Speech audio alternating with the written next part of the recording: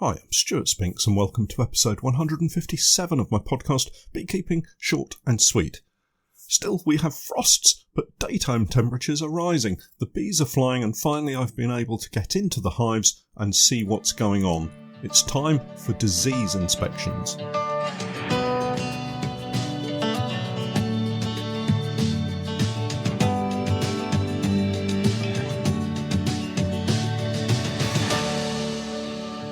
Beekeeping Short and Sweet, a beekeeping podcast for the inquisitive beekeeper with a short attention span. A beekeeper, in fact, just like me. Welcome everyone to another podcast. I trust you're all safe and well still and managing to endure these sharp morning frosts that we continue to see, particularly here in Norfolk. I woke this morning to see yet another sharp one, and the truck outside is completely white and the grass is sparkling in this early morning sunshine. I mean, it looks quite nice, but we could do without so many of these very cold nights. There can't be that many more that we have to endure, can there? It's nearly May, and before you know it, we'll be at midsummer and heading back down the slow grind to autumn and winter. But let's not get carried away too quickly and become negative. There's a lot of beekeeping to be had before we get there, and I, for one, am really excited to finally get stuck into some inspecting. Before we get into this week's events and what's been happening around the apiaries, I'd like to mention the lovely people at the Borders Beekeepers Association who hosted me this week on their monthly Zoom meeting. I guess one of the positive outcomes of lockdown has been that associations have been pushed to find new ways to interact with their members, and love it or hate it, the internet and online meetings have been a really fun way of interacting with groups that personally I would never normally be able to meet up with. So if anyone out there involved with their association's committee would like to host me for a chat next autumn and winter, do get in touch. As usual, details will be in the podcast notes, or drop me a message via my website www.norfolk-honey.co.uk. I was chatting to the Borders beekeepers about all the different queen rearing methods I've used over the years. It's actually quite a list when I sit and look at it, and I thought I would share a couple of thoughts on queen rearing with you today before we talk about disease inspections. The talk was a spin-off from my Patreon Coaching Plus monthly gathering, and I managed to cram 2 meetings into one, hopefully without confusing too many people. First off, queen rearing is not difficult or complicated. Honestly, it's really not. Every beekeeper should be able to produce their own queens without worry, anxiety, fuss or stress. In fact, one of the realities of beekeeping is that if you're already beekeeping and you've had a swarm, you're already queen rearing. You're just not in control of the situation yet. If you can just get to the bees before they swarm, you can create some fantastic new queens to set up your apiary for the rest of the season. For the beginner beekeeper, it all starts with spotting those dreaded queen cells, but if you've got some spare kit available, you can turn a tricky situation into a successful queen rearing operation quite easily. First off, there's the artificial swarm, a well-documented method of producing a single new queen by splitting a colony that's thrown up some queen cells. Or you might be tempted to produce a couple of nukes by what's known as splitting or on-the-spot queen rearing. If you have a couple of nuke boxes, you can easily move a frame of food and a frame of brood with a sealed queen cell attached, add a second frame of brood and fill with foundation, remembering to make sure you don't carry away the queen from the original hive, and hey presto, a nucleus colony ready to greet their emerging new queen. And you can do this for as many frames that have sealed queen cells. It's helpful if you can move the nukes to an out apiary to retain as many of the bees in the nukes as possible. You see, the flying bees that you've put into each nuke will no doubt pop out to forage, but then head back to the original hive position, so you can end up depleting the nuke of crucial numbers of bees. If you need to keep them in the same apiary, just shake another frame of bees into the nuke before closing them up, but do remember to make sure you don't shake the queen into the nuke as well. So there's a couple of simple methods for creating new queens, and now's the time to keep an eagle eye on your colonies to see what's going on. As I found out just this week, finally the daytime temperatures have warmed up to the point I can get into the hives and carry out some thorough inspections, not just the quick look of previous weeks, but some frame-by-frame disease inspections.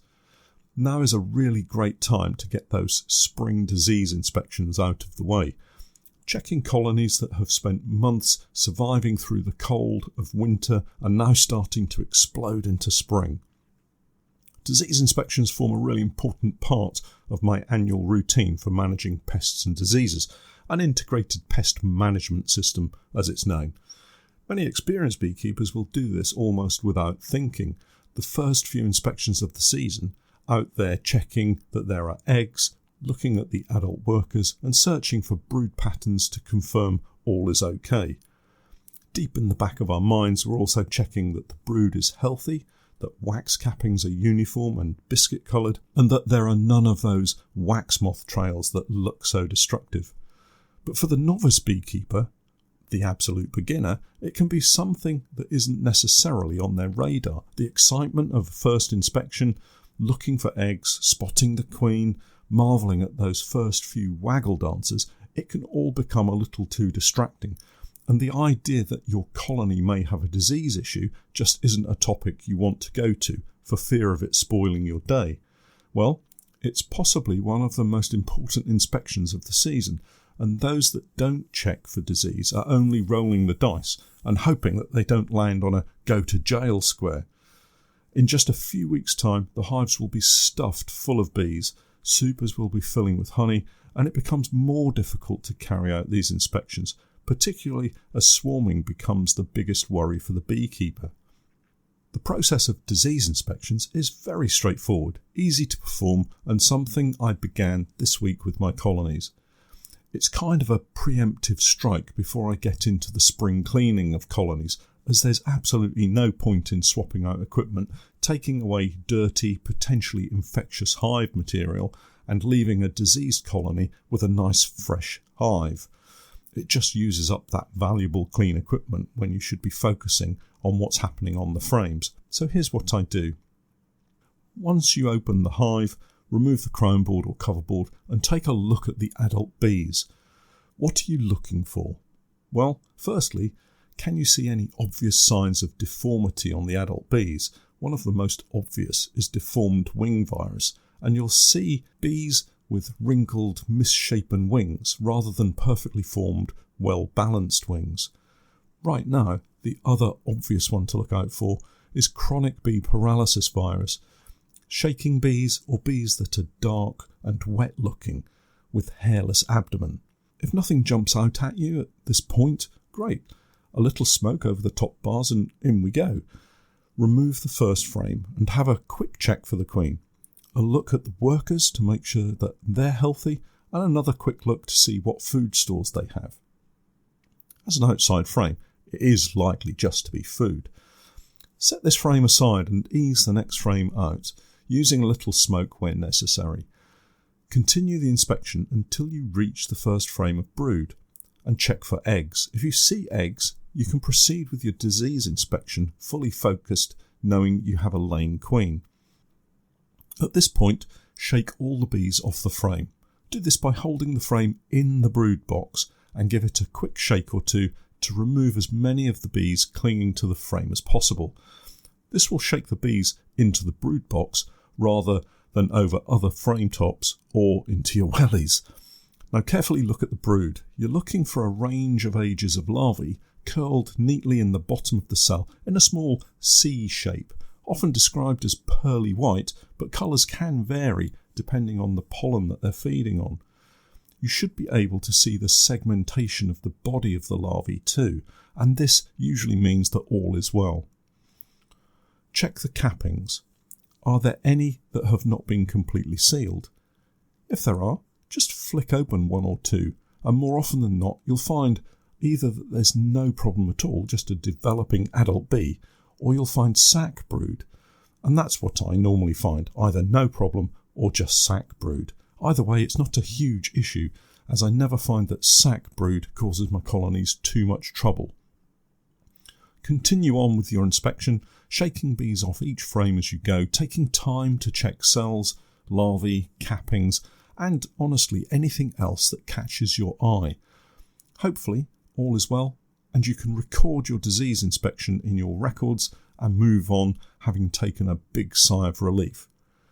It shouldn't take you too long, and once it's done, you can pencil in another disease inspection for a month's time perhaps. But to be honest, every inspection should be a disease inspection. The health of your colonies should be your number one priority. After all, healthy bees make more honey, and what's not to like about that? Just to finish the disease inspections chat, if you do see anything you're not sure about, have a word with someone who's more experienced than you, or if you can't get someone to take a look at them and you're really worried, then do call out the bee inspector. I can happily say that this week's disease checks all went okay with no major incident to report. However, it did throw up a couple of challenges, and I thought you might like to hear about how the inspections went.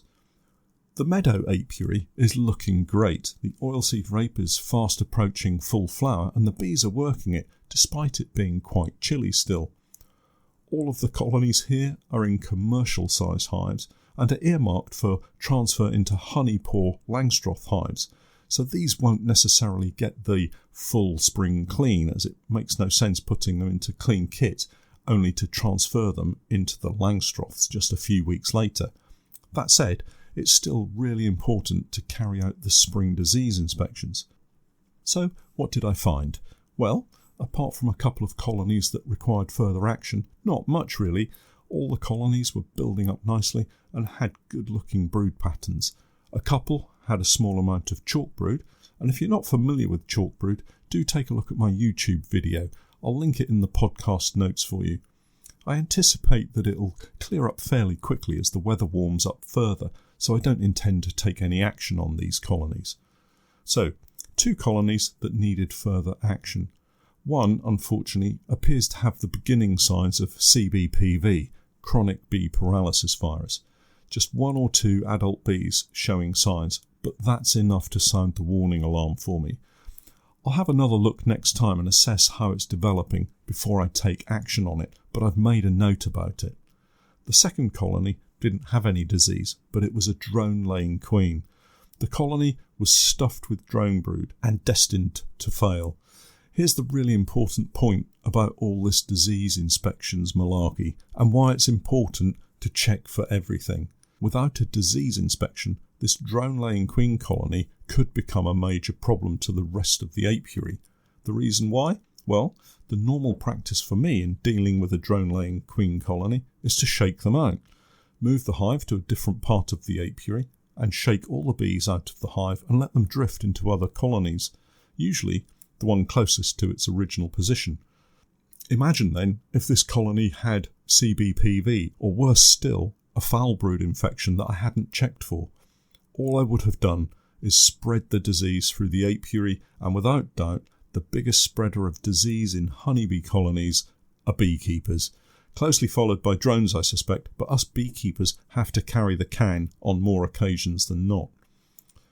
Carry out your disease inspections as soon as you can, know your bees are healthy, and get on with enjoying the new season.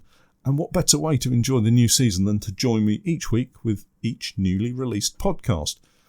A podcast subscription will get you the very latest tips and techniques from me each week as they're released. As things stand, it's going to cost less than a couple of Starbucks coffees, and remember, that's drive-through prices.